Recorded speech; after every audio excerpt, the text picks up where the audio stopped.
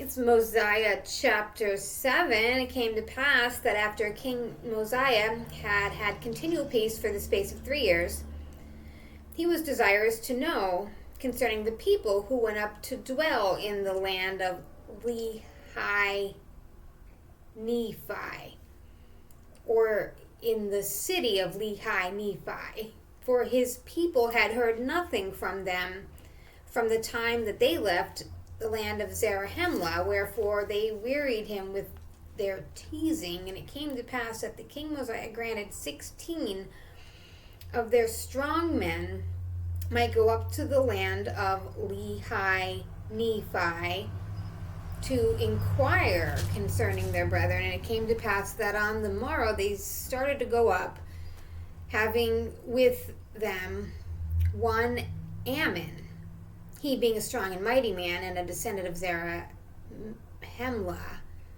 and he was also their leader. And now they knew not the course they should travel in the wilderness to go up to the land of Lehi Nephi.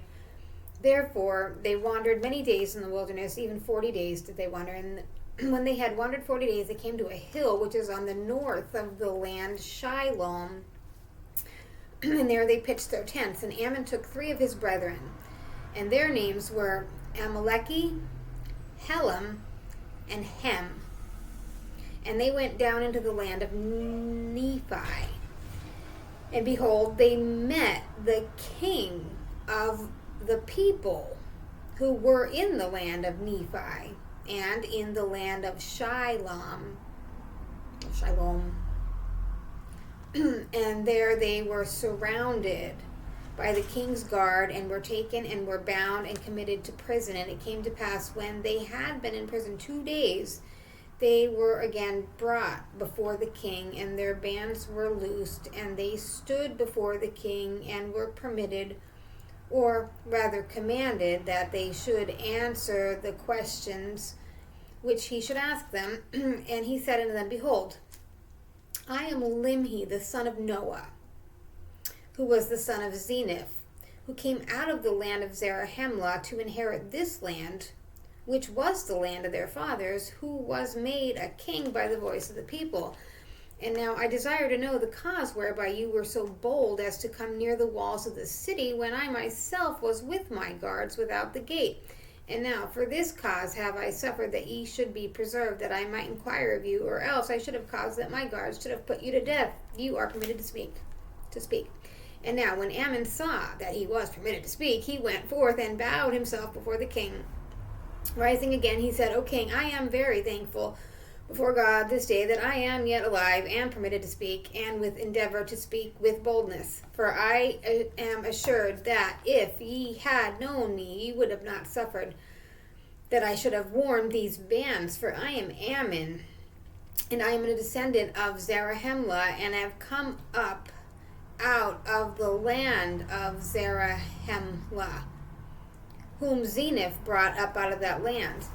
And now it came to pass that after Limhi had heard the words of Ammon, he was exceedingly glad, and said, Now I know of a surety that my brethren who were in the land of Zarahemla are yet alive. And now I will rejoice on the morrow, and I will cause that my people shall rejoice also. For behold, we are in bondage to the Lamanites, and are taxed with a tax that is grievous to be borne. And now behold, our brethren will deliver us out of the bondage, or out of the hand of the Lamanites, and we will be their slaves. For it's better that we're slaves to the Nephites than pay tribute to the king of the Lamanites.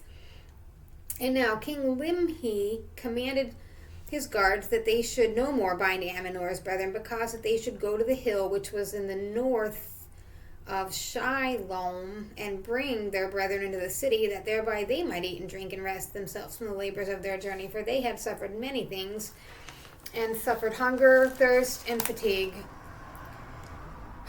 And now it came to pass on the morrow that King Limhi sent the proclamation among all his people, that thereby they might gather themselves together to the temple to hear the words which he should speak unto them.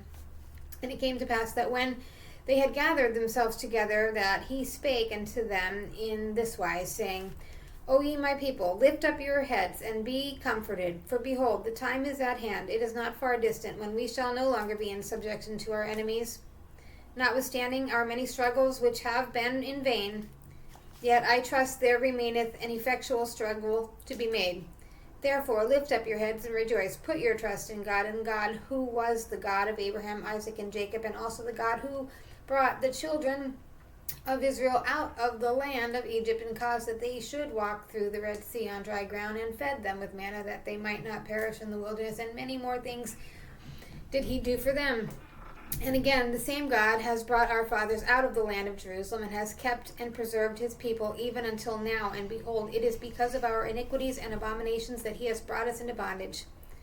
And yet we are all witness this day that Zenith, who was made king over this people, he being overzealous to inherit the land of his fathers, therefore being deceived by the cunning and craftiness of King Limhi, who, having entered into a treaty with King Zenith, and having yielded up into his hands the possession of a part of the land, or even the city of Lehi, NEPHI, and the city of Shiloh and the land round about. And all this did he for the sole purpose of bringing this people into subjection, or into bondage.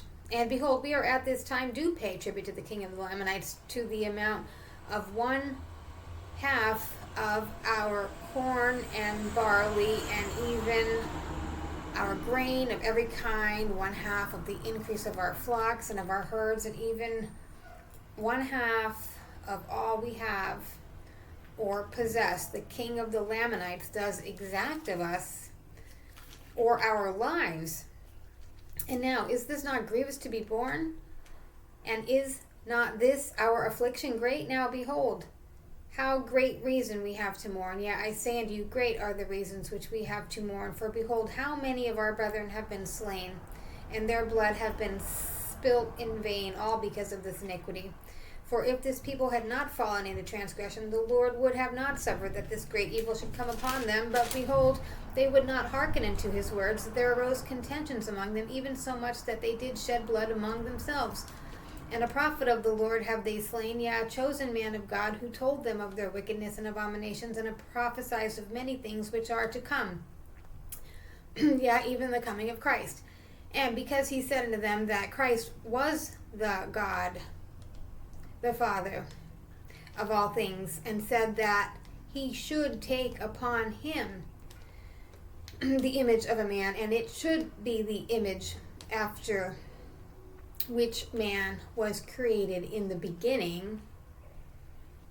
Or in other words, he said that man was created after the image of God, and that God should come down among the children of men and take upon him flesh and blood and go forth upon the face of the earth. And now because of this, because he said this, they put him to death.